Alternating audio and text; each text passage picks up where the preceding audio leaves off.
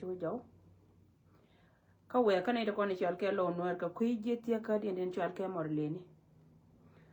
changa nyoka me je nga ta me la ken ngan nga ta jal ka gwana na ta tin charo banga lo ngam ba nyor dong ba te ka ni chop ka diok a chebe te kel ke yo online lakini misi mi very important go je wa kwa chia ka ne de kon te pinching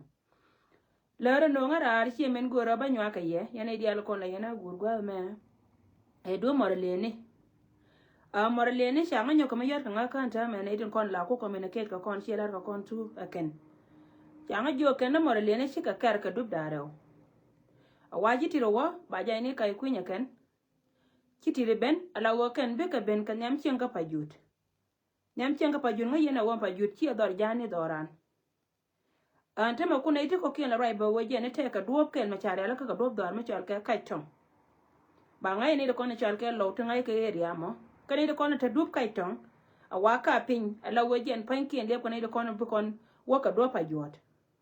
so rai me cha la nga ne ko ne la no go tu ken ko gore ja gwa wo ba la ne ko ne ko la cholo managan wo yen managan ala je ba men je le je be siasin yang nga gwa yene de koni chal ke lo no jaba minjel e jaba siasin e jaba wuro mi chal ke ya gai ko kana ne ka te kontre lo ka muno go jana ne jel ka janga ke lo de kana jene ko ala jene ga te kon te cha moy ka maye ken wiya ke wiya kor ka jaba wa dem ni jaba ken ko be jaba kula kai be ben ante me chale ni leng baro mas li yesterday ngo jene te ka ta ma chala de ken kam dor ma chal ke kam kai queen ken wikier but I'm not sure ko te ra ma chinga yoda ka kan ka rai kana sko gan chet ka ma chianga ne te ka jal mi cheto ne panaje so lar ni ye laro go yene de kon chal ka mana gan te dor mi chal ka kai chong ka na dor mi chal ka kai queen go ta ye jena ke je ber ya gan te jel e je be siasin tin kon ngaye dup tin jel ka je ka bang ne jen ka kui kur na jenen yen general lo ci ga barar anta gui ka social media na na ke kata na te ke jenen yen ma bor ci barar kana taidor raina lat ka ma bor kana taidor bi ga chop ko be chiga we ko ba ka jam wo ko ba ka gan mor le ni tin kon jam oblai second ka cha je ken go ken pan ken bi ka bente cha jo bi we chola ne kun na me kor politika me le rode so lar ni cha blar ka lar ka yene diala kon la lingwa me ka ngo yente lat ke biya chu ngai bo gwa chet ka men sia ling ba ka ta na go te ka tak me chi to kam dor me chol ke pa jud kwala ku mi bendien chang ki don wo dien ni ka cha wata ka ta mu to a ta ga nan shi yalen ki to shi ka kan yi ti bo di le ko na arbe ne kan ka kan tin kon cha mobilize ka kan da kon bi jal tin ba ya gora ken so rai me jena lara gwana na leng yana tin ka biya ngai ba go gan ta ke ga ya ka 3 days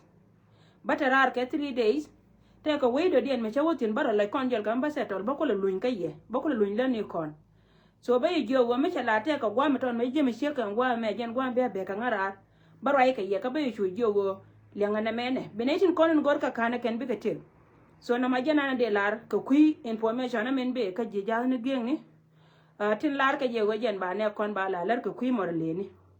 ya lara kana gwa go ba lar yo mor le to konen jel shi ka mor le ni bang ti che ka tin wonde la jel la ka ni ho ka mor le ni cha ja ka cha sias ka ne te kon te kwale te bange jo gar nya le awa bi tanken bento be ka kai quinto bi ka benala wojen matro mete ka walga ajena moy gara ka ngen kala troye nana ken tititi be te ka ngam chen ka te kono wa be ben ka dor ma chal ka kai tong ngayen kai tong wa te tino so jena de lar no mo ay min dong gena balar kon ka kui ka te kono latke ana ideal kon ra ka social media ku ya learn ka social media ka biya chota ka liang yen ga lo ka la na ni siang ne dia lo ko ne berar chile de tel ko chi baba gar gor che bara gar gor e dia lo ka politician nan ka general che tuma na kan che kan en niam kan nok lo de te na ni chal ke te dunia lo marai na ya kon sa na re ko ken ko ku dunia lo la jo ka ye wala ba wang dun ka mala rode a jalo de me chala ri gar gor ke lu go cha ko janga go we plan na la ro chi plan chi me lo ni ye lo ko ro ka kan ne ko no kwala chola gad ko ni cha ko ka chalo dien bas ka mes so ka ken kono kula taka plan nan lat ke ken gor ka je wojen ba kona an ba ya kam ne me la la re jen sian ka ba la ye again and again kur na to re lo ka chi kur ne ko ne chal ke lo chi kur chi nyamu ka ne chi nyamu a kur ku me ne daro ti la two parties te ngai ka South Sudan ti ani ran ka ken tin dia lo kon ran ka right ko de nyur any corner ka South Sudan me jiran mu guri SPLA yo ti ka right ko di tere loka mu guri ne SPLA ji ka ti ka mal ka law di te ka right go jin bi nyur ka ka men ba kula la ye law di al kontin tin ti politician no wure Michel ka ga ben ka ka nay tin di al kon min jel ka ka e benefit yen she benefit dunia law mi jo ka ye ka na ga le ram go ga ba ka ji tela lo ami chi la ro jen e ka 100% go ken ka nei to kono gor ka ni ku myself ha ken te ka nei to ngot ala wo ken pan ken ngai ka je ken no go jen ponde mi la ro do gwa ba mo jen chie mi be ka pe chie mi kitwo ngai ka je go jen liya melat ke ka nei ti di ala to tira ram de me lo ba ture uncle ga dano mabor